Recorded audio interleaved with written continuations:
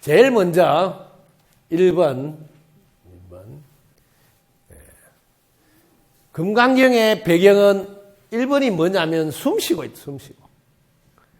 숨쉬고 있는 사람들, 부처님과 대중들이 숨쉬고 있고, 두 번째 공양.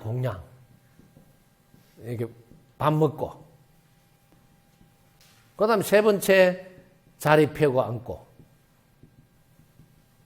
이게 뭐냐면 여러분들이 그 엄청난 이야기를 전개하는데 실제로 이야기는 뭐냐면 숨쉬고 밥 먹고, 이 이야기가 제일 먼저 등장한다는데 주목하셔야 됩니다.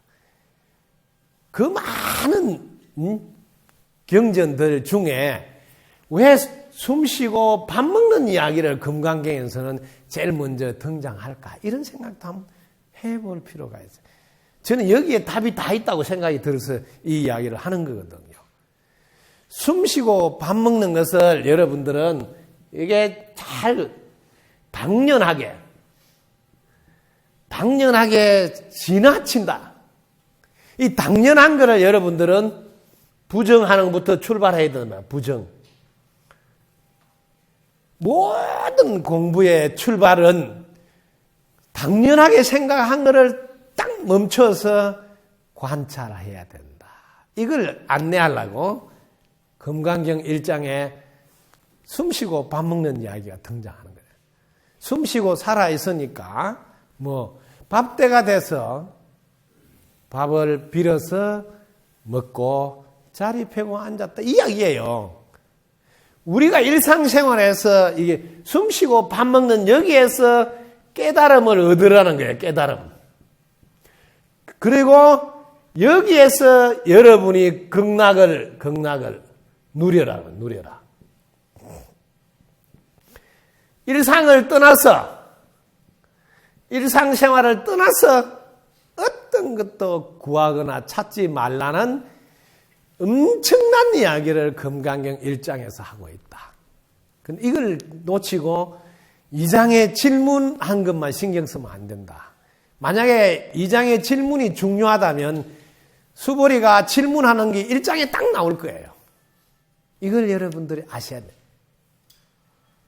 이걸 배치할 때 금강경은 제일 중요한 게 질문이다 했으면 질문이 앞에 딱 나와야 된단 말이에요. 그런데 금강경의 제일 중요한 게 뭐냐면 우리가 숨쉬고 사는 일상 이것 말고 없다. 이 속에서 우리가 안락을 누려야 된다. 영원한 행복을 찾아야 된다. 이것 말고는 어떤 것도 없느니라 하는 이야기를 하려고 이게 제일 먼저 등장합니다. 그래서 금강경을 강의하시는 분 중에 간혹 1장에서 모든 이야기를 다 해놨느니라. 너희들이 알겠느냐? 이렇게 분문하는 분도 계신다. 근데 그분 말씀은 너무 어려워가지고 잘 몰라. 왜 다 생략하고 답만 말씀하시니까. 그런데 제가 이게 풀어서 숨 쉬고 있지 않으면 여러분하고는 아무 상관이 없고 그 다음에 숨 쉬고 밥 먹는 일 빼고 또 무슨 일이 있냐. 이것보다 더 중요한 일이 없는데 이 속에서 그저 당연하게 생각하고 산다면 여러분들은 어떤 경우도 깨달음을 얻을 수 없다고 이야기를 전개하는 겁니다. 진정 여러분들이 보리심을 일으키고자 하든지 보살승을 구하든지 보살행을 하든지 뭘 하더라도 숨쉬고 밥 먹는 이 일상을 떠나서는 없다는 걸 알아라. 그게 제일 중요한 게 그래서 1장이 등장하는 겁니다.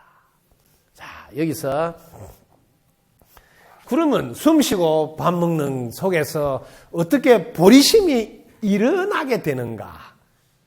어떻게 보살성을 구하려는 마음이 일어나게 돼서 이게 질문하게 되는 거거든요. 네? 숨쉬고 밥 먹는 걸 하는 걸 통해서 어떻게 관찰했길래 당연한 것을 부정하고 그 속을 들여다봤길래 서버리는 느닷없이 보리심을 일으킨 자는 보살성을 구하는 자는 하는 질문을 던지게 됐는가. 특히 불자들이 이렇게 글을 선남자 선녀인을 해놨습니다. 즉 불심이 많은 보살들이, 오늘 불심을 갖고 있는 여러분들이 이런 질문을 던질 수밖에 없는 것은 숨쉬고 밥 먹는 속에서 무언가는 깨달은 게 있었다 하는 전제가 딱 깔아져 있는 겁니다. 이 전제를 읽을 줄 알아야 왜 느닷없이 수보리는 이 질문을 할 수밖에 없었는가를 알게 돼요.